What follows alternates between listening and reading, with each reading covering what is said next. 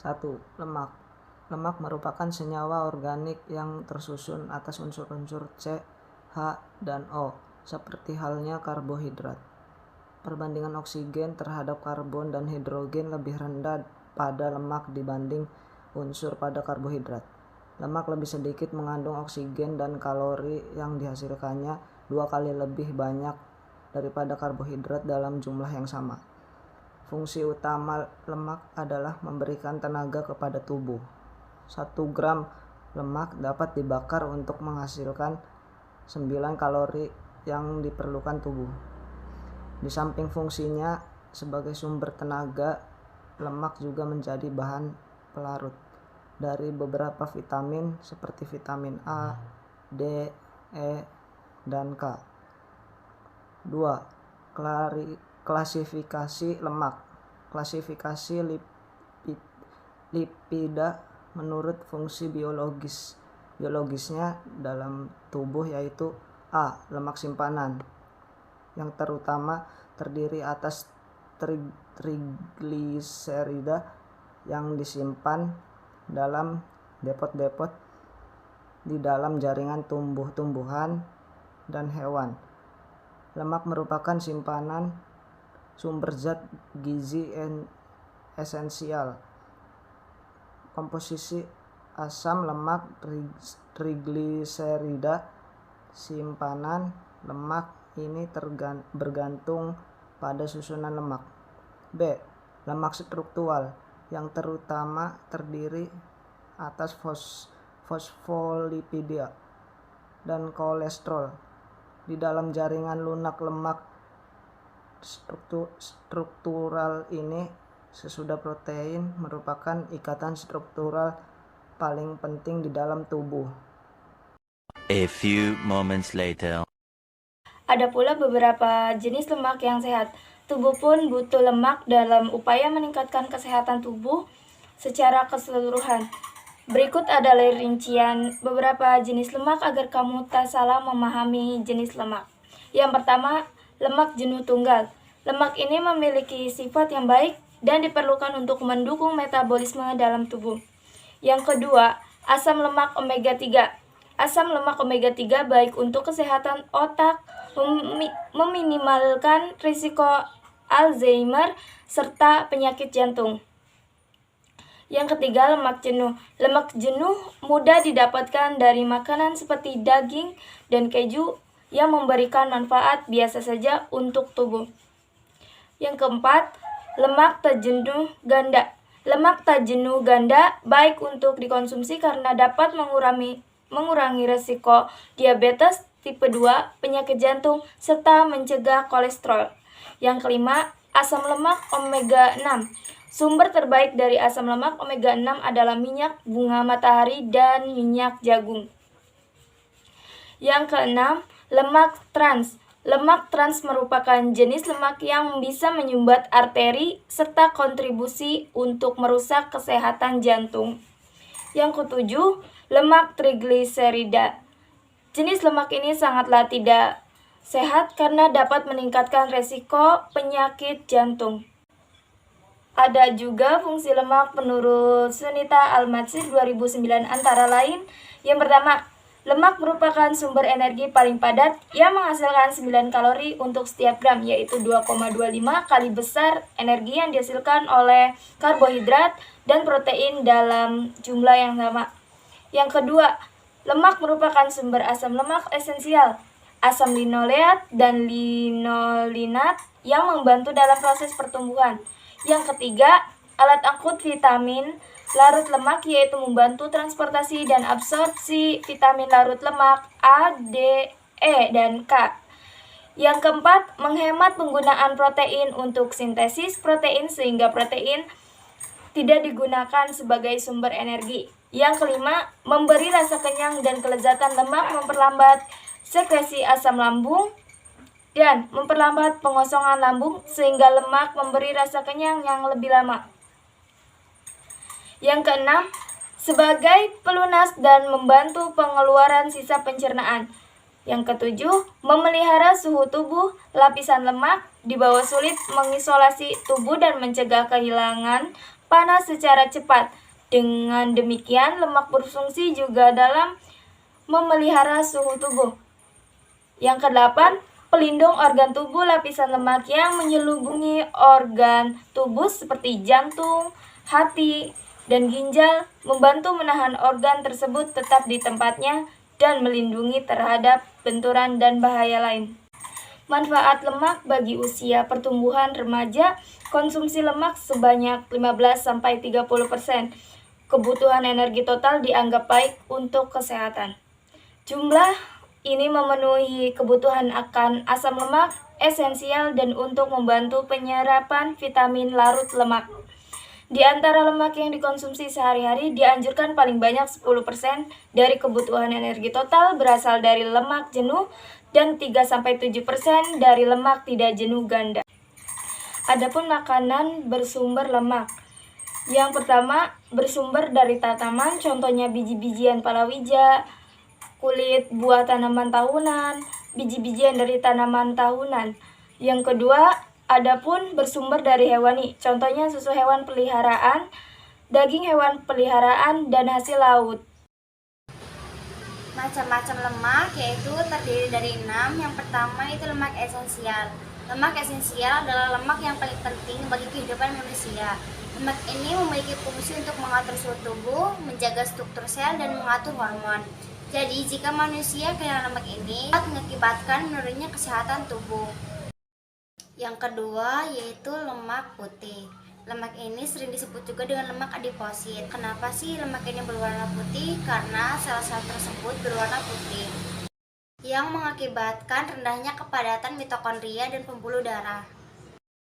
Sel lemak putih dapat meningkatkan kadar hormon leptin ketika perut terasa penuh.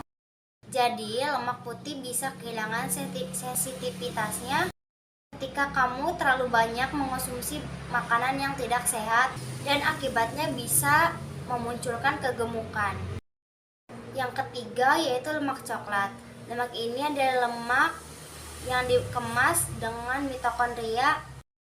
Lemak ini mempunyai kemampuan untuk membakar kalori dan lemak putih. Yang keempat adalah lemak krem. Lemak ini merupakan hasil persilangan antara lemak putih dan lemak coklat. Jadi saat berolahraga, otot akan mengeluarkan protein khusus yang bisa mengubah lemak putih menjadi lemak krem. Yang kelima yaitu lemak subkotan. Lemak subkotan adalah lemak yang ditemukan di bawah kulit. Sekitar 90% lemak yang ada di dalam tubuh adalah lemak subkotan. Jadi untuk mengurangi lemak ini, kita harus melakukan olahraga dengan intensitas yang tinggi, serta kurangi konsumsi karbohidrat. Yang terakhir yaitu lemak viskera. Lemak ini merupakan lemak yang tersimpan di rongga perut dan sejumlah organ penting seperti jantung, hati, pankreas, dan usus. Menebalnya lapisan lemak viskera bisa mengakibatkan resiko diabetes. Kedua yaitu kanker dan stroke. D. Akibat kelebihan dan kekurangan lemak dalam tubuh. A. Akibat kelebihan lemak yaitu yang pertama, kelebihan lemak dapat menimbulkan obesitas yang merupakan faktor resiko dalam penyakit kardiovaskuler karena dapat menyebabkan hipertensi dan timbulnya diabetes. Yang kedua, konsumsi lemak jenuh berlebihan akan membuat kandungan kolesterol dan darah meningkat. Hal ini juga akan memberikan efek buruk untuk arteri jantung. Jika sudah terjadi kerusakan arteri, maka bisa menyebabkan masalah pada otak dan ginjal.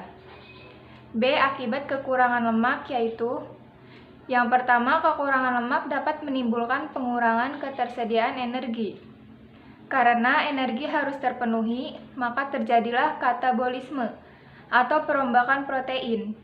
Cadangan lemak yang semakin berkurang akan sangat berpengaruh terhadap penurunan berat badan. Yang kedua, kekurangan asam lemak akan berpengaruh terhadap tubuh, berupa gangguan pertumbuhan dan timbulnya kelainan pada kulit. Adapun dampak lainnya sebagai berikut. Yang pertama, diabetes tipe 2. Penyakit ini terjadi karena sel-sel lemak yang tersimpan mengeluarkan hormon dan zat lain yang memicu inflamasi atau peradangan dalam kondisi tertentu. Proses inflamasi membantu proses penyembuhan, Jika tidak tepat, proses inflamasi justru bisa menimbulkan masalah kesehatan. Inflamasi bisa membuat tubuh kurang responsif terhadap insulin, serta mengubah cara tubuh memetabolisme lemak dan karbohidrat. Hal ini dapat menyebabkan kadar gula darah meningkat sehingga memicu terjadinya diabetes. Yang kedua, penyakit kardiovaskular. Penyakit ini juga dapat memicu akibat kelebihan lemak pada tubuh. Karena body mass index atau BMI yang bertambah bisa membuat tekanan darah, kolesterol jahat, trigliserida, gula darah, dan inflamasi meningkat.